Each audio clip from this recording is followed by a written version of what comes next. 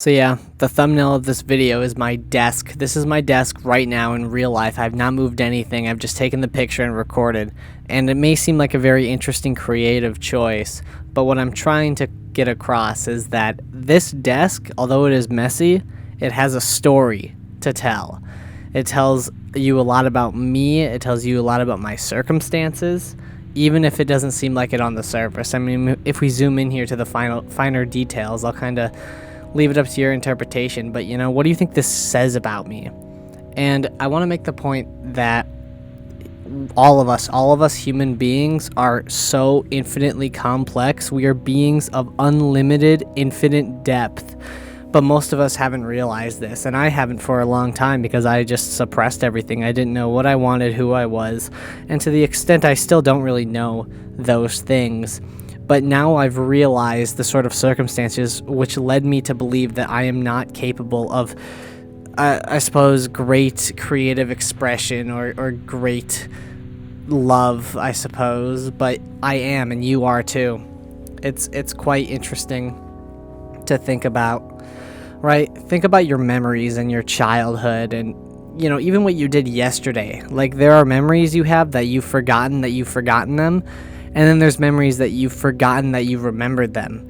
Like when you're talking to a friend and they say some really obscure reference or something that used to be relevant years and years ago and you haven't even thought of since, and it's just like you can feel the synapses in your brain connecting as you paint the picture of what it was, and you have this eureka aha moment. That's what they call it, the aha moment.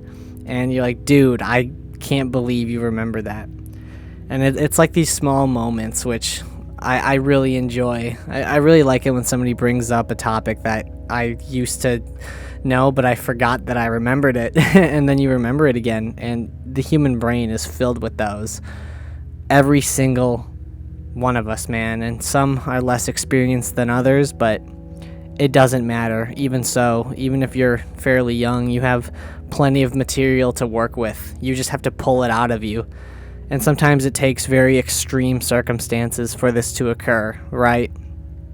Very hard times, struggle that makes you really grasp with who you are and what you want and who your friends are and what kind of opportunities you have available to you and how you can make the most of your situation, right?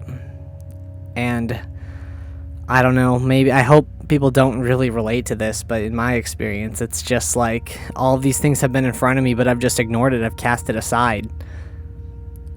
You know what I'm saying?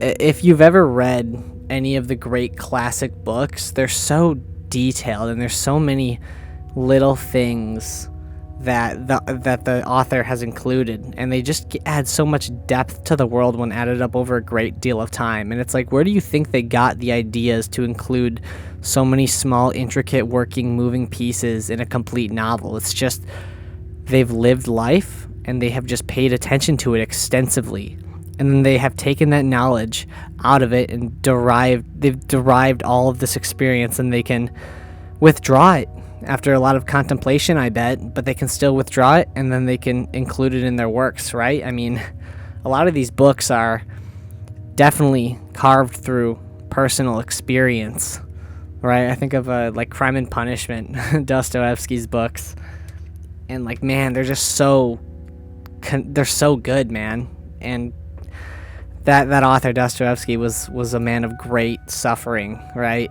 I won't give you all the song and dance about it, but he lived a very hard life and made many works of brilliance as a result, because he integrated that knowledge. And I think this is kind of becoming a lost art, because obviously you know where this is going: social media, phones, AI, blah blah blah. They want to take your creative power away from you, right? The only reason I think AI is being pushed so heavily is because it degrades critical thinking skills, right? That's the only reason, right? I mean, I know it has uses, but for writing and media specifically, they just want you to stop thinking. They want you to turn over the most menial, basic thing over to a machine, so that, for one, it gets more data so it can push it even farther, and for two, so that you don't have to think.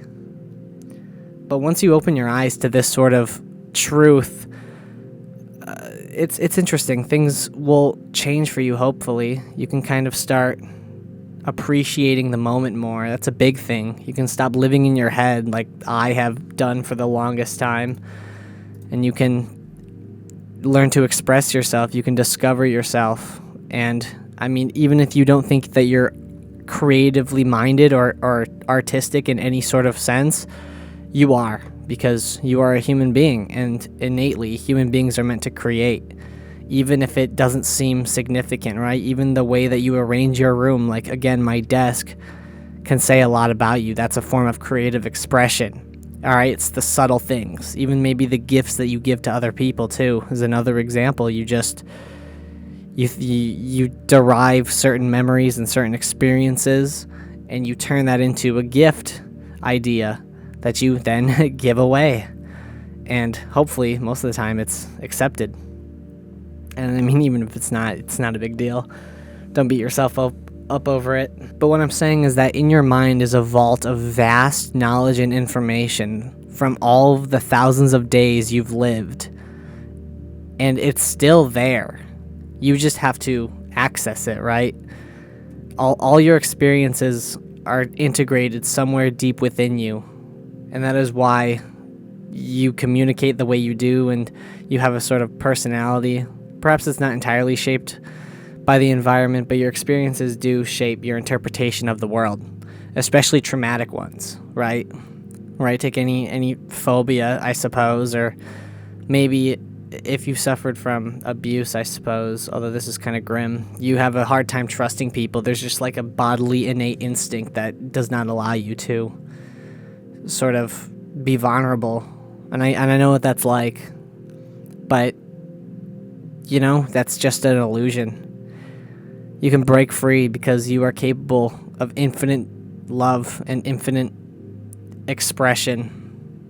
I hope this made sense, I suppose. I don't really know what else to say. If you've lived an easy life, chances are you will encounter some hard times. And those hard times are going to shape who you are. Because how you handle those hard times is how you're going to train yourself to act the way that you act. It's a test, and you can do it because you have to. Please take care of yourselves, everybody, and the people around you.